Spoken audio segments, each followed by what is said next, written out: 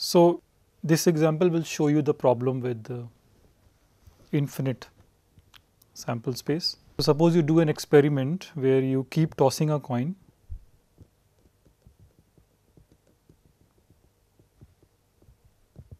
till head appears.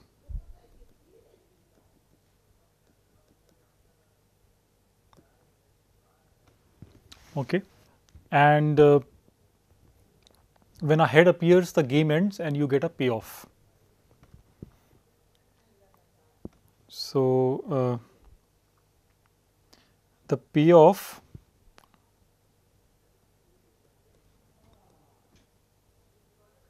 doubles with every toss.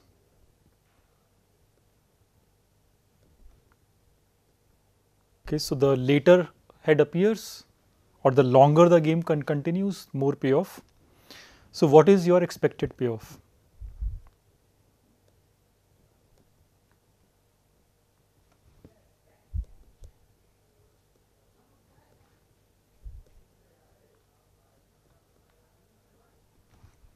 In this game, right? So, now this is a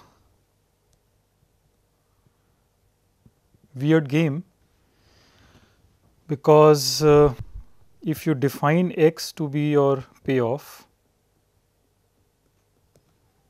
then expectation of x is what? So, this is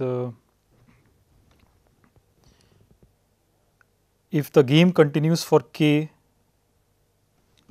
tosses, so the kth place you are getting, you get a head first time.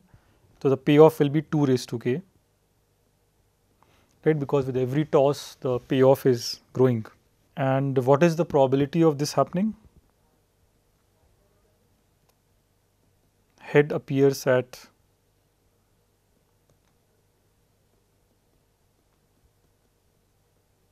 kth toss.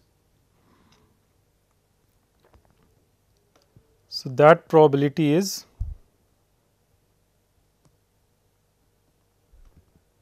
one over 2 raised to k, right. So, because everything is fixed, first k minus 1 tail, kth is a head. So, that probability is 1 over 2 raised to k. So, you are summing just 1.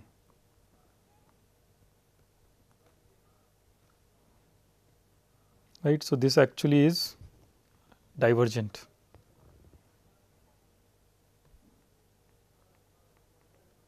So, you can design these games with infinite sample space where expectation does not make sense. In this, I mean, you will not get a number. So, this is just diverging to infinity, which is saying that this game is very lucky for you. Okay, you will get extremely rich if you play this game, but you don't really get a number. Finite version of this will be you play it only, toss it only n times, and then the expectation comes out to be n. Okay, but infinite version is divergent. So, you have to make sure that expectation that the sum actually has a convergent value. Okay. Next is conditional expectation.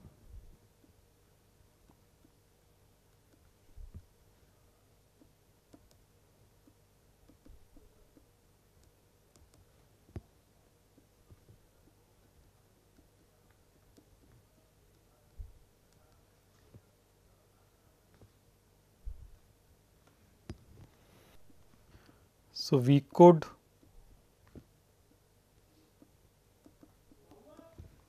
restrict the scope of random variable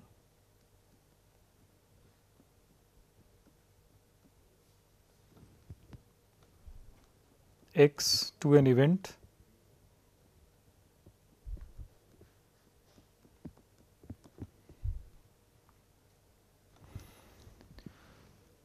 okay, there is this natural thing you to do with a random variable. You can restrict it to some event b, just like you restrict event a to event b. right? A given B, similarly X given B. So how do you define this formally?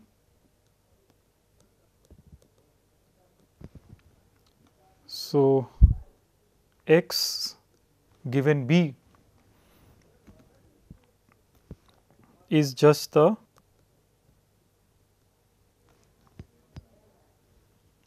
restriction of X, as it says, a restriction of X, map X to the domain B. So you just send omega to X omega. Okay, it is just a restriction. Is called conditional distribution.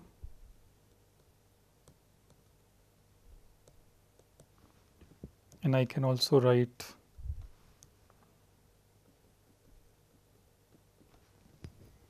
it is just restriction of X to the domain B from omega.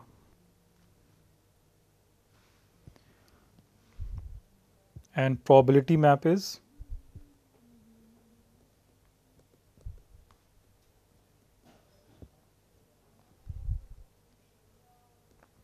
it's P,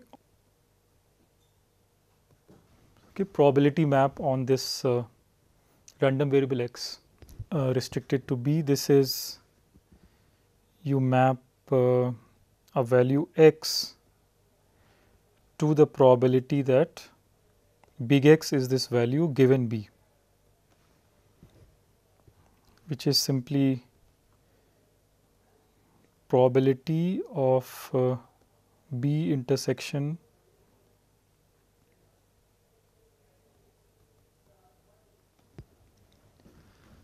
so all those outcomes which lead to little x value, intersect them with B, outcomes in B divided by the probability of B.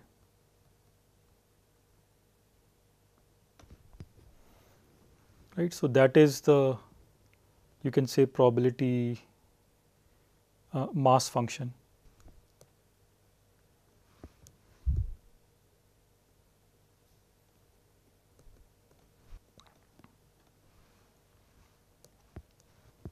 Right. So this is quite intuitive, as you would expect, the conditional distribution and conditional probability mass function.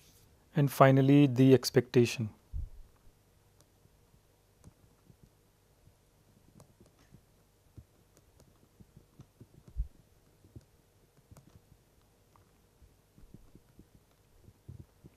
So X given B,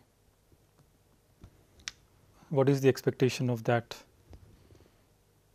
So here you will do probability over all the outcomes in B,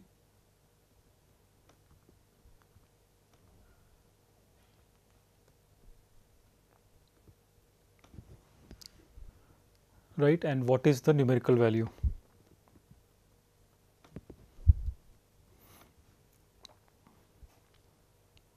So which is also equal to, so probability of omega given B is probability omega divided by probability B, right? Conditional probability. So you get this.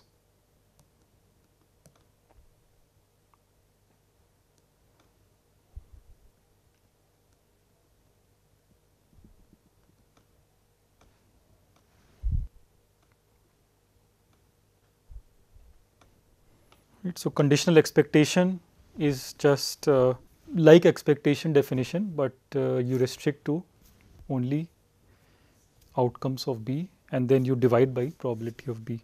So note that when B is omega, then you recover the original expectation definition. Okay, so this is good to remember, but not really much different from what you have already seen before.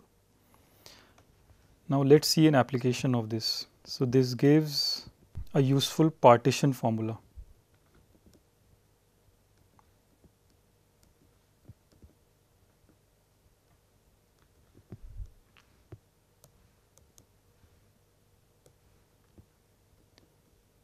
over disjoint events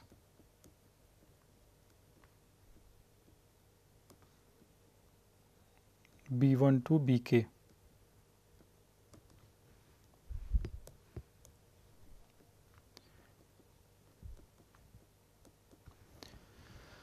So, expectation of x, this can be broken up into conditional distributions or conditional expectations over these disjoint events B1 to Bk,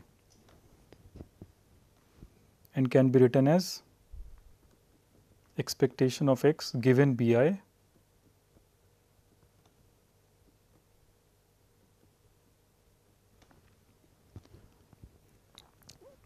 but this is not quite correct, right? You should have some weight also. So, expectation of x given Bi, but also how likely is Bi itself. So, it's times probability of Bi. That is the correct formula. Okay, so, from the definition of conditional distribution, conditional expectation, you can actually write this down, and in fact conditional probability, right? From that you can prove it. So, this I leave as an exercise, formally showing this.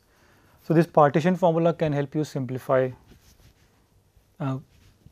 problems by reducing the expectation computation to kind of smaller events which you understand. Let us see an example immediately. So, say a miner is stuck in a mine with 3 doors.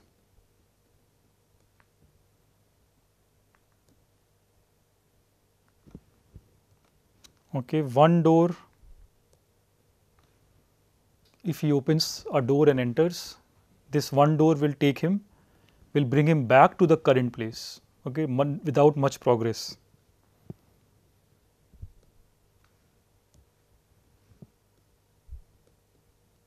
Brings him back to the current place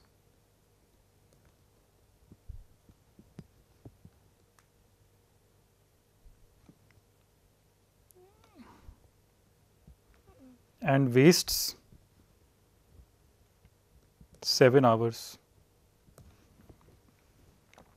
Okay. Other door,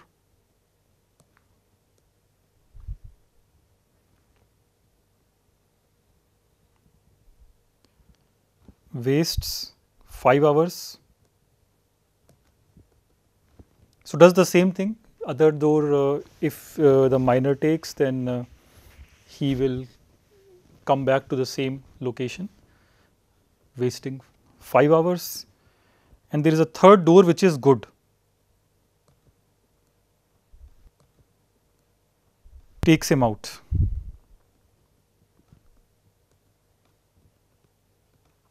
In 3 hours.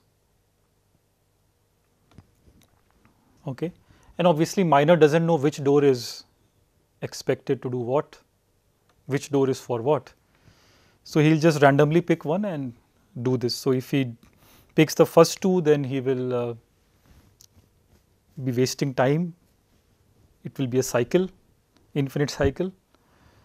If he takes this third one, then he will be out in 3 hours. So, the question is, in how many hours is he expected to come out of the mine? So, when could he expect to be out?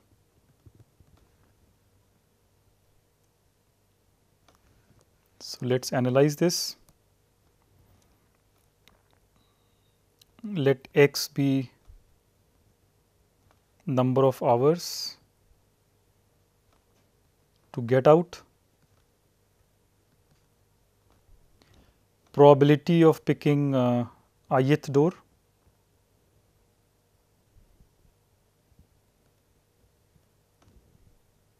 this is 1/3.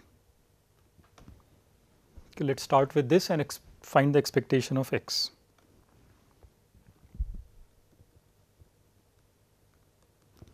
So, this is so this you can write as 3 doors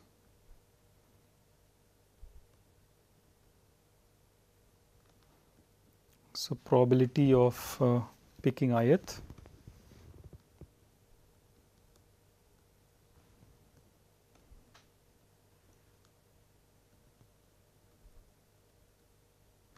times what? So, this is number of hours to come out.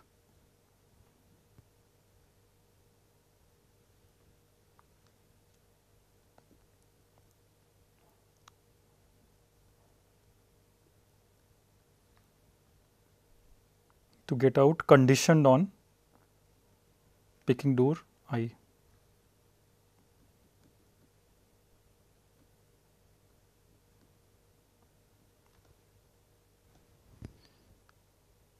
In fact, use this formula. So, probability this is let us say, okay, let me simplify this.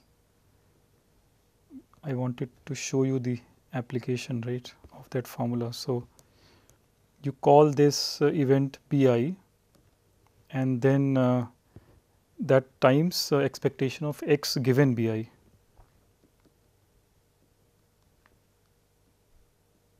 Right, BIs are clearly disjoint because miner will pick only one door, cannot pick two doors. So, what do you get? So, 1/3 for the first one, 1/3 is the probability and expectation of x given B1, and so on. So, this means that 3 times Ex is equal to what is expectation of x given B1. So, first door, remember, wastes 7 hours, right, and it will first waste 7 hours, and then it will, from that you will come back to the same place you started, the miner started. So, after that the expectation is E of x plus x given B2.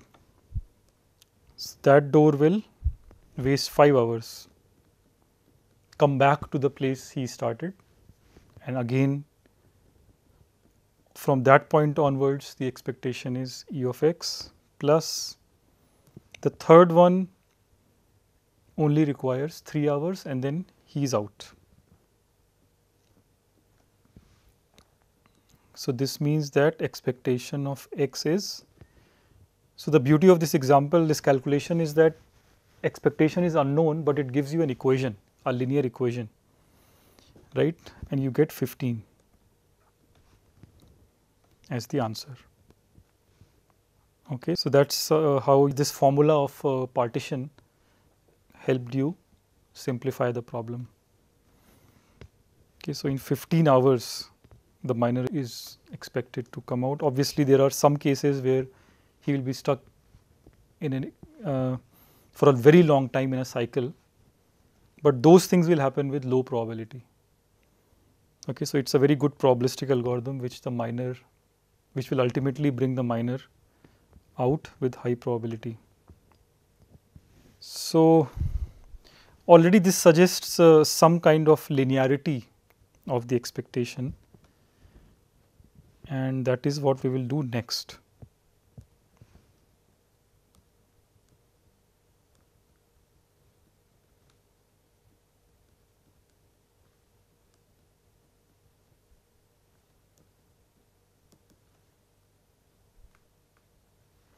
And before that, say x comma y are random variables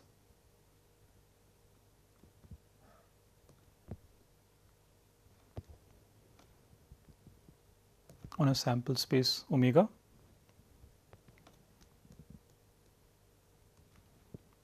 Then for any constant alpha, we can define another random variable alpha x, right, which does what? Which just sends outcome omega to the numerical value alpha times x omega,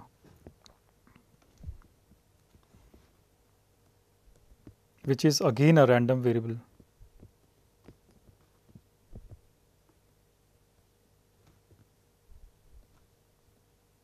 And in a similar spirit, we can actually also add up the values of x and y.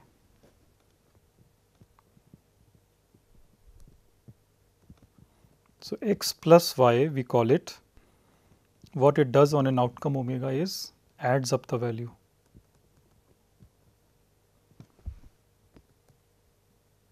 Is a random variable.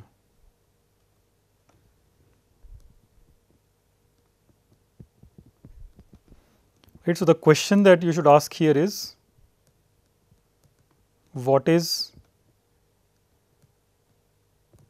its expectation?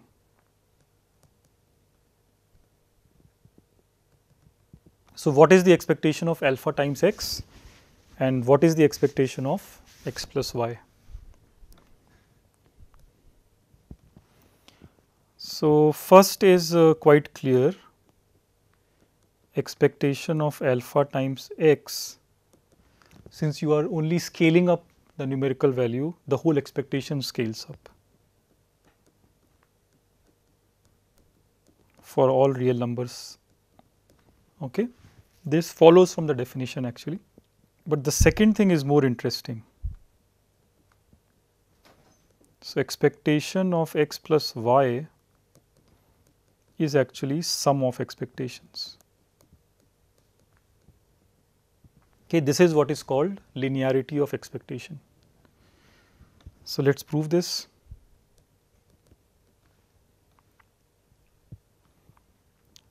So, this left hand side is equal to,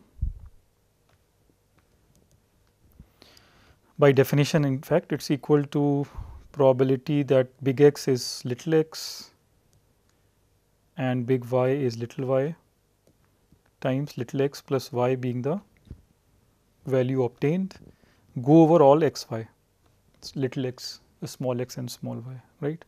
That is by definition the expectation of the sum, which we can write as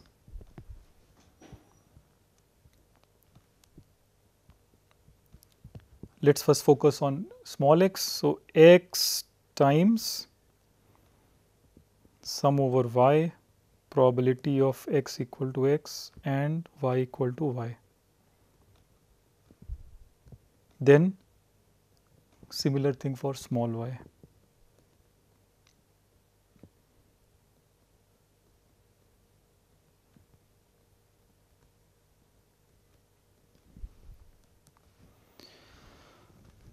Okay, and now what is this sum over y of probability x equal to x and y equal to y?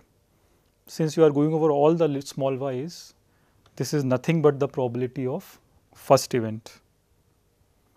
So, you get x times the probability of x, and symmetrically obviously y times the probability of y, which is expectation of x and expectation of y, right. So, this has a very simple proof. You get this linearity property, and you can also show as a corollary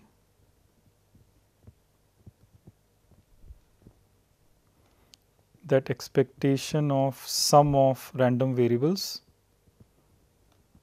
is the same as sum over the expectation.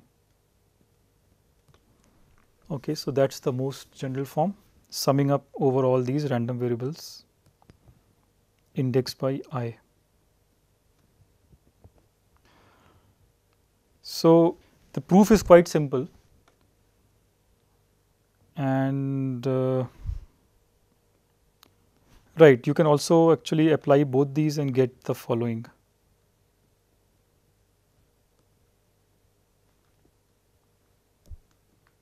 So, alpha I times x I is alpha I times expectation of xi, where these are constants.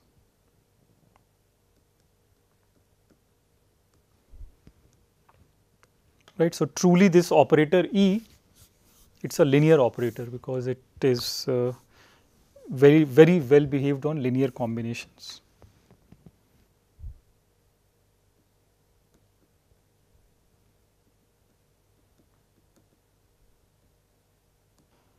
Okay, and this is a very useful property. So, despite being easy to prove,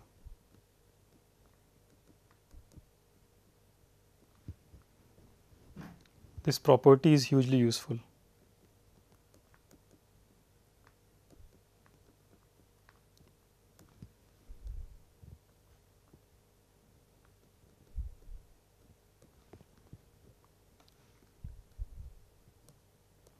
So, we will do this example next time.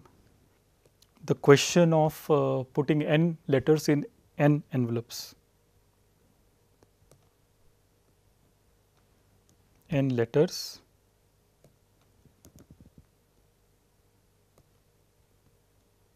into n addressed envelopes.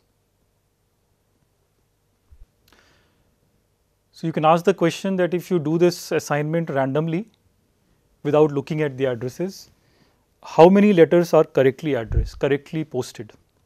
So, let random variable be number of letters correctly posted.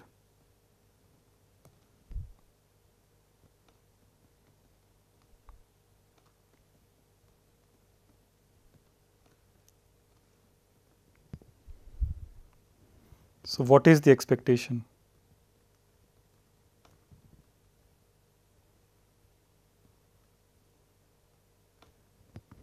Okay, as a function of n, how many letters do you think will be correctly delivered or correctly posted if the assignment was done in a random way? So, remember that this calculation was quite involved when we did it last time, right? The number of derangements, that all the letters are wrongly posted. So, we will see how linearity of expectation helps here.